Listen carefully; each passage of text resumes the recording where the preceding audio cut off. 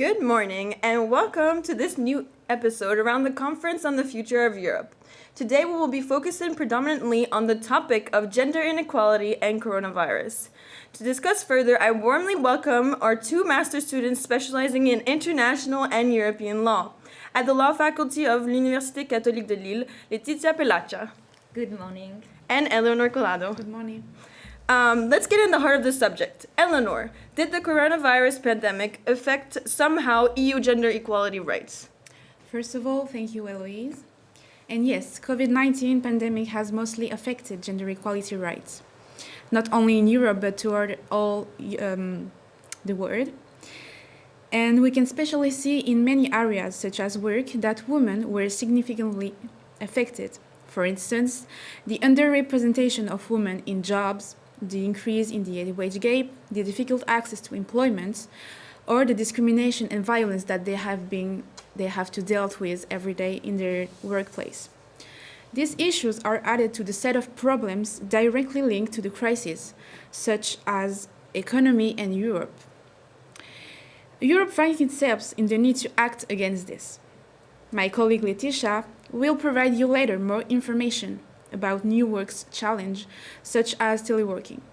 Certainly, but for the present, I would love to follow up on what you just said, Eleanor, and I would like to make it clear that gender equality, and inequality especially, is not only about the men-women inequality, it also includes children, persons with special needs, and seniors, in accordance with the exploratory opinion of the European Economic and Social Committee.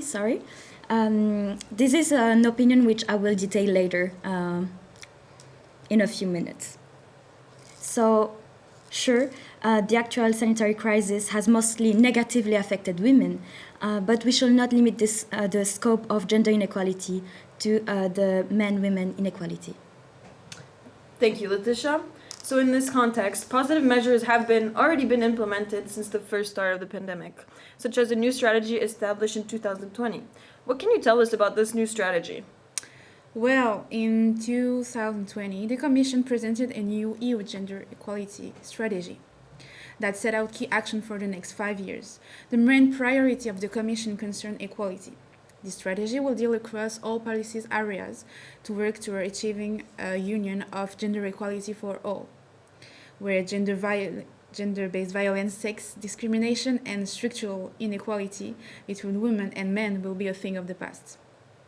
But this strategy isn't limited to gender equality in the European Union. Actually, it concerns also the world by developing cooperation programs and trade policies. And how will this strategy be implemented and monitored by Europe? Well, in order to achieve a union of gender equality, Europe already implemented a panel of policies during the 21st century. For instance, in 1999, throughout the Treaty of Amsterdam, the EU's competence in the equality increased significantly and include Article 13 EC, which enable the EU to take appropriate actions to combat discrimination based on sex, racial or ethnic origin, or belief, disability, or sexual orientation. In 2000, two important directives were adopted on the basis of Article 13 EC, the Race Directive and the Employment Equality Directive, covering discrimination on ground or religion or belief disability. Moreover, Article 20 and 23 of the Charter of Fundamental Rights provide for equality before the law and equality between women and men. The Court of Justice also provides decisions allowing the achievement of gender equality. For example, in 1976, the European Court of Human Rights rendered a decision called De Fresnes, where he recognized the general principle of equal treatment and non-discrimination. Therefore, this new strategy arrives in a context of resolving inequalities. In order to implement uniformly this strategy, they use instruments already in place, such as the Court of Justice, the European Parliament, or the European Court of Human Rights, who had a very important impact, providing this strategy across all Europe. For instance, in a case rendered by the European Court of Human Rights in 2019, called ISIS v. Latvia, the court held that there had been a violation of Article 14 in conjunction with Article 8. It found that men and women who had committed a serious crime and had received the same sentence were treated differently. Therefore, the European Union used its mechanism and instruments to provide a union of gender equality. Thank you for all these very interesting cases, Eleanor. So the next question will be, are the problems arising from the COVID pandemic capable of being solved in accordance with the strategy? Indeed, despite the implementation of a new strategy, the health crisis impacts everything and has shaken everything. For example, at a global level, the crisis has led to a loss of income for women of at least $800 million in 2020. And discrimination and inequality are increasing more and more. As we already seen throughout the history, every crisis leads to social and economic issues. In this context, it is very difficult for the Europe to implement new mechanisms and deal with every problem. All countries need to agree and be in accordance with themselves. And organs of the European Union, even if they have a large power of implementation, doesn't have a really enforcement mechanism effective. In that extent, how can the European Union really force members to comply with the various provisions of gender equality when Europe already needs to deal with social and economic problems? So it's true that the specificity of this crisis has led to many new habits kind of in our daily life. Also when working, and the majority of the workers actually during the pandemic had to telework. So we'll now talk about the risks and how to mitigate gender inequality risks of teleworking. Letitia, if I understood this is your area of expertise. Exactly. So, of course, teleworking existed before the actual pandemic, but it has been used and imposed massively since the spread of COVID-19 to reduce the actual virus. Let's say that this new way of working maliciously also brought with itself new risks in the field of gender inequality, and those risks are listed and clearly stated in the exploratory opinion 2021C 220 92 of the European Economic and Social Committee.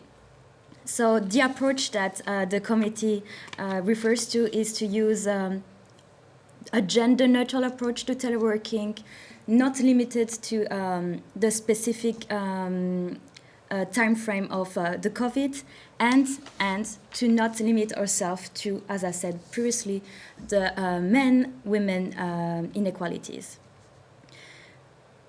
Finally, I would say that this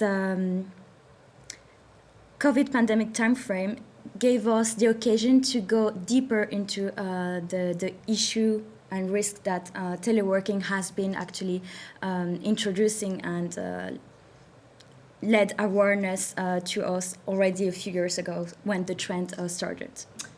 You mentioned the European Economic and Social Committee. So which are the risks enunciated by the European Economic and Social Committee?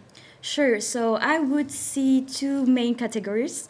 The one concern of general workers, and the other one would be more the men-women inequality, even if I said it's not limited to it previously. So about the concern of general workers, the ones that we all know are, of course, the difficulty to concentrate properly on the job because the presence of other family members, too small a workspace, or no separate workspace, no access to proper office facilities, furniture, maybe network, also training, a lack of personal contact, of course, and a lack of collaboration between colleagues. a reaffirmation of the stereotypical roles of family members. So men working, women have to take care also of the children and houseworks. And also we have to talk about the increased violence and harassment, no distinct separation between work and private life, a misuse and abuse of personal data, risk of working longer, so a lot more pressure about not disconnecting from the part of the employer, and finally the inability and difficulties of trade unions to protect workers' rights. So this is in general terms about the risks that we mainly all know about. When concerning men-women inequality risks, the biggest risk for women is that they have an increased responsibility due to the COVID situation, because they have more work, household work, children responsibility, which are on the top of their paid work. So more work, which makes them also less efficient in their actual paid work, and which leads to them having to connect more, longer, work longer, which will then bring us to the need of legislating the connection and disconnection time and working hours. I will come to it later. When considering women, for example, in competitive high-skill sector, they were discriminated when compared to their male counterparts because of this workload, which were on the top of their paid work. And finally, female entrepreneurs had a hard time while running their business because they had experienced serious financial problems. Finally, I would just add that there is also this big risk of digital divides in general. For teleworking in an efficient way, you need accessibility of the necessary infrastructure and technologies. And it has been found that actually a certain group of women has unequal access to it, contributing actually to this digital divide. And we hope that the countries will later take into account the mitigation of those risks that this exploratory opinion is proposing. So you mentioned all these risks. How do we mitigate these risks then? Oh yes, so we're going to, yeah, it's true. So this same exploratory opinion provides also for the mitigation of those risks.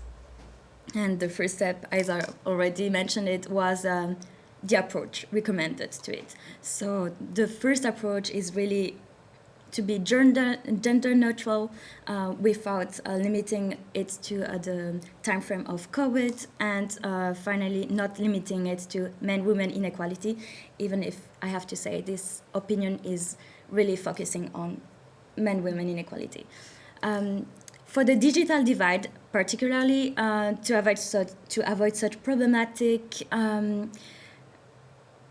strong public policies are necessary.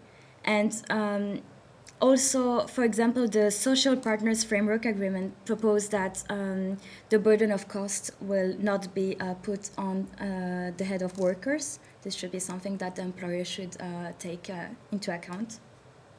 Then, to mitigate the risk in the public and private sectors, of course, there are two different ways of dealing with it. In the public sector, it would be great, actually, and it's kind of utopic maybe for the moment, would be to rely on a consolidated European framework on telework. It doesn't exist yet, but fingers crossed it will be one day. So from now on, we can only rely on the existing legal instruments and by promoting gender equality through organizations. Surely the public sector should modernize its infrastructure so that it will be in phase with the modern area, which requires a lot, a lot of actually connectivity. And the committee the European Economic and Social Committee proposes also a care deal for Europe.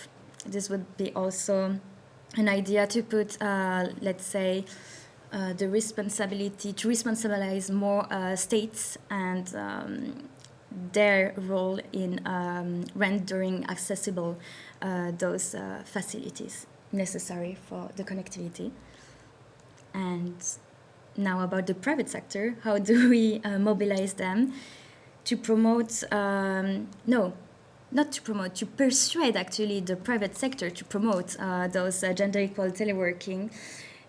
The only way to do is to the EU shall propose praising conditions for entrepreneurship and doing business. Triumphant telework management in the private sector needs an adjacent cooperation between the public sector and the private sector. Well, we hope that the EU member states will take those advices into consideration. Actually, so there is France, Belgium, Italy, and Spain, which somehow did by adopting the legislation on the right to disconnect. Those countries, by adopting this kind of legislation, implicitly raised awareness of the working time patterns and changement required towards a healthier organization of works, which could also include, of course, our topic. Proposal or legislation in the area has been made in Portugal and in Netherlands, so we're on the track. For the concern of Germany, Finland, Ireland, Luxembourg, Lithuania, Malta, Sweden, and Slovenia, the debate is ongoing. And for the 14 left member states of the EU, they did not even start the discussion yet, so no clue for when it will be. Thank you for all this information, Letitia. I learned a lot. So this leads us to ask, especially towards the countries that haven't started the discussion nor awareness on the present topic, what about the future of gender equality? Well, actually, we can rely on the Gender Equality Strategy 2020-2025 to have better apprehension on inequalities and implementation of new instruments that hopefully will lead to a uniform and fully implemented legal framework of gender equality. So, can the Conference on the Future of Europe permit a better consideration of gender inequalities in a world shaken by a crisis? I would say that we can hope that the Conference of the Future of Europe will raise more awareness on the topic and maybe give the will to the European member states to work on a consolidated framework on telework. So we come to the end of our session today. Thank you, Eleanor and Letitia, Thank you. for being with us today and intervening on the topic of gender inequality during the pandemic.